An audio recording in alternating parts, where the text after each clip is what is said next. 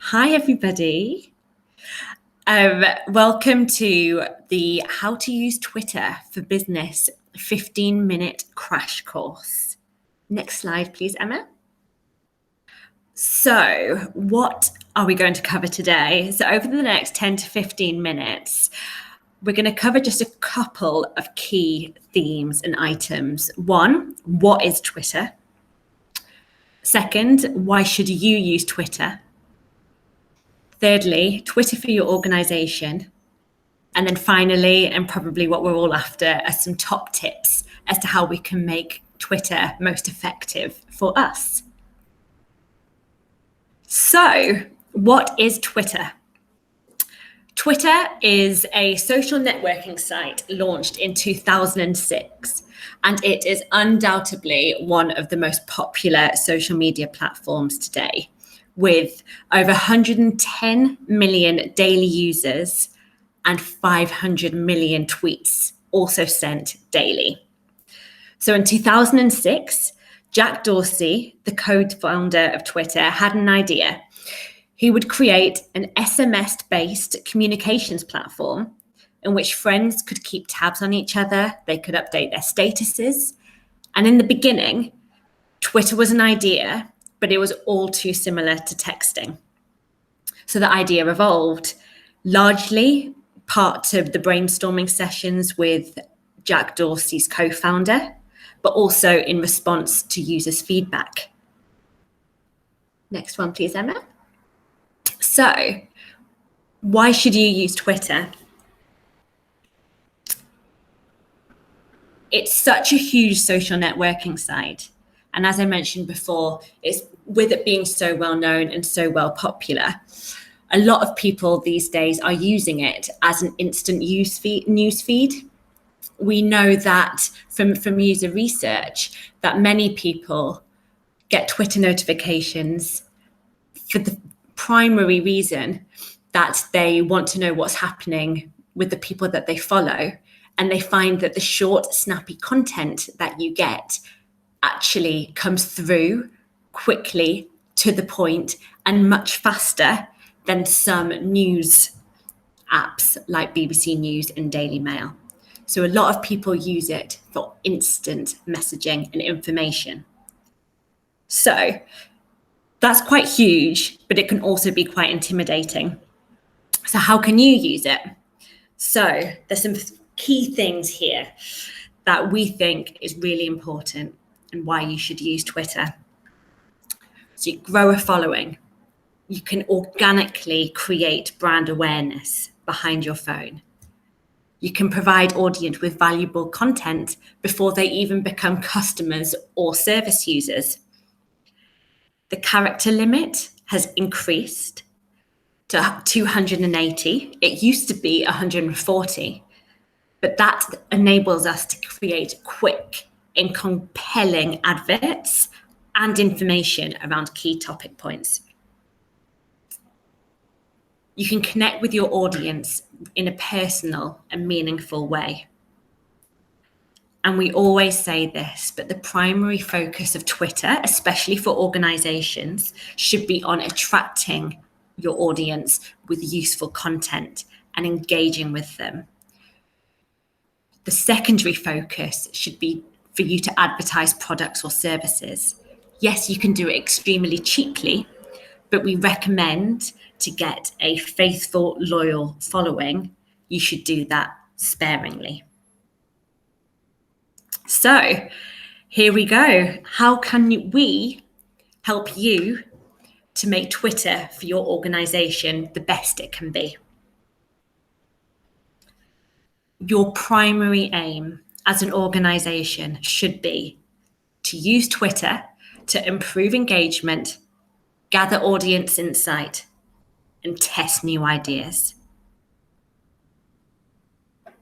Your key objectives as an organization: provide insight to your community, educate people, whether they're new or existing, about useful information that they might not find elsewhere, like a shout out to an online fitness class or a webinar your organization is conducting that evening, or even in 5 minutes' time. Your objective should be increase awareness of your organization. And finally, the fourth key objective, drive traffic to services within your organization, a great free signposting tool that you have your own control over. So, how can we make this happen in the most effective way? First of all, and the most important thing, is to think about your audience. To get followers, you must follow.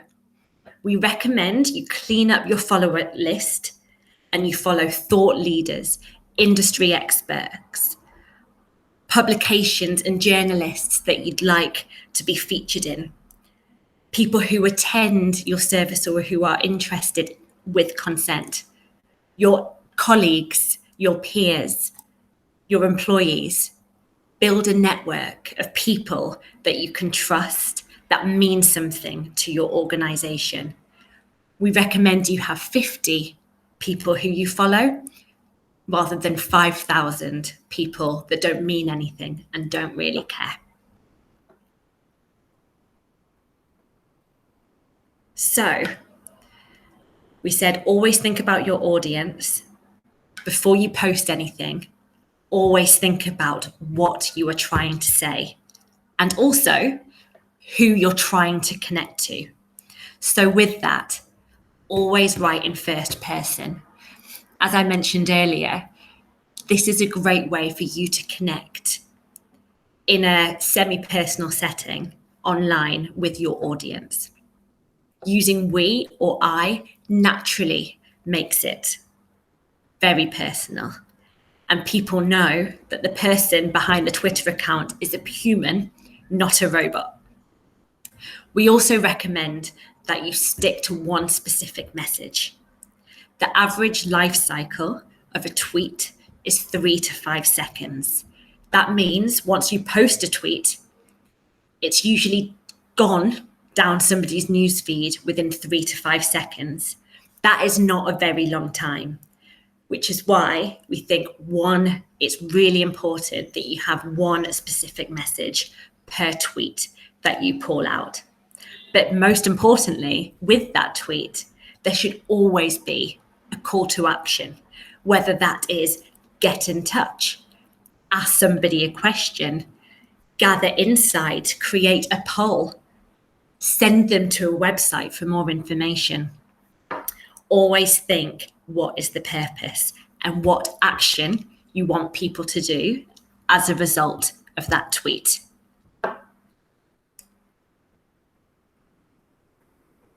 Still on the content, but so important. Who knew that you had so much to think about with one tweet? Huge thing that all of us as humans naturally do is we create acronyms about everything in our life, whether that's at home or at work. It's really important that you don't use acronyms without explaining the full meaning, especially first. As an example, find support services, not FSS. As an example. Keep language conversational. So I mentioned keeping it in the first person, but also keep it conversational and colloquial. People want to know who you are as a person. And this is such a great way in such a short period of time and in one tweet to get your personality across. People connect to people. So this is a really great way to do that. And as I mentioned, keep it short. Even though the tweet limit, character limit is 280 characters, we recommend keeping it within 100 characters. Another great way to organically boost engagement on your posts without really doing much is to tag in the relevant partners, whether you are creating an announcement or whether you are wanting to grab somebody's attention. Anytime that you want to grab somebody and mention somebody in your post, there's 2 ways that you should be tagging them. One, you can see on the right-hand side on the image is by tagging in the actual post. This is really great because people who are looking at your tweet then have the opportunity to go and find out more about that specific person, influencer, organization that you're tagging. It's a great way for them to organically get more engagement as well as you. And another one is to tag the individual, the person, the organization in the post as well. We recommend you tag them twice, once in the image and once in the post, both just to get that extra bit of engagement. Hashtags. This is or can be a bit of a minefield. What do you do? Where do you start? Best practice, up to 3 hashtags per post. The great thing about hashtags isn't just for the lulz. It is actually to connect your post with other similar content across Twitter or Instagram, really, or LinkedIn or Facebook in an authentic way. You can search on Twitter for a hashtag. As you can see, usually when you visit Twitter, there's trending hashtags on the side of the panel. People sometimes search for a hashtag to understand what is happening within that hashtag. So it is a great way, whether that is hashtag Hackney Spirit, hashtag breast cancer awareness, hashtag digital marketing, anything that you tag with a hashtag effectively will come up in those posts. Not only is it a great way for people to search, but it's also a great way to organically get followers so long as the hashtags are relevant and authentic. If they are not, it's a very quick way to get disengagement and to reduce your followers. Ensure you include a visual that relates to your content. We know sometimes this can't happen all of the time, but we really do recommend it. And these statistics are exactly the reason why. Next slide, please, Emma.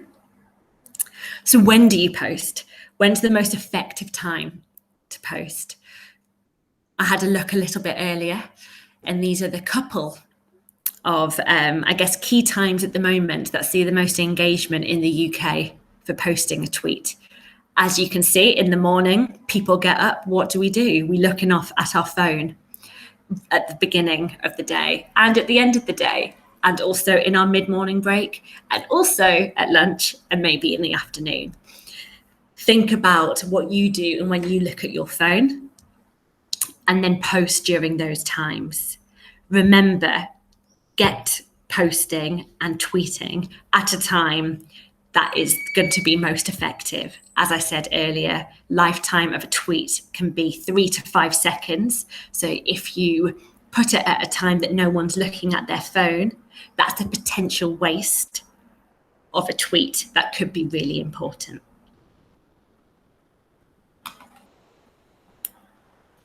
Now getting on to engagement. So as I mentioned at the beginning, you've got to know your audience. To get followers, follow, but they have to be relevant, they have to be authentic. And equally, with an engagement can work 2 ways. One, if someone mentions your organization, whether that's by a hashtag or tagging you in, like it, retweet it where relevant, as quickly as you possibly can. I keep banging out that authenticity is key, but we really do recommend it. On the other side, if a customer complains about your service or your organization on Twitter, it can blow up very, very quickly. I'm sure you've seen some examples of this on the news where that's happened between celebrities. This can happen with organizations. And the worst thing that can happen is if you're on Twitter and something blows up and you don't rectify it immediately, that can have some very bad, lasting reputational damage. But there's a really quick way to make sure you keep on top of that. Comment on the post as quickly as you can with a generic response, and openly on the post to the public, ask to take it offline with a specific individual. At that point, you can take them and direct message them. When you direct message them, you'll have to follow them and they'll have to follow you back to make sure that you can direct message them. And we recommend you take it offline to a private direct message. Where you can, go onto email or go onto the phone, so that there can't be a lot of screen capturing or other people getting involved as a result of that. Keep it one-on-one to avoid any crisis that could happen. Saying that, it is so rare that that happens that you shouldn't be worried about it. But if you do, those are our top tips to solve the situation. So, 5 key things you need to remember before you put a tweet out there in the public domain. Every time, this is what you think. Think 5. Number 1, who is it for? Number 2, keep it as short as possible. Number 3, at least one hashtag that's relevant. 4, add a call to action. What action do you want to happen as a result of that tweet? And number 5, add a media item, video or image.